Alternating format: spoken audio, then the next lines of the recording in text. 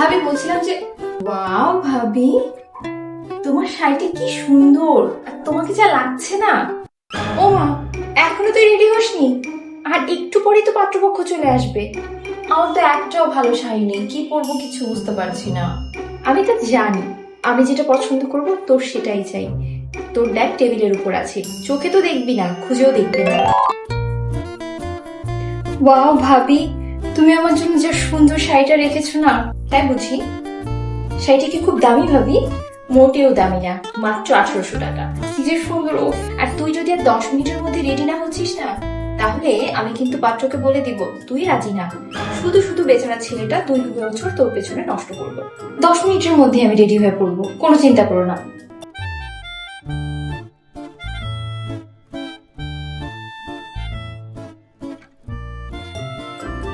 এই মেয়েটা আজকেও লেট করবে জানি তো। আজকে তো হৃদয় আমার থেকে চোখই ফেরাতে পারবে না।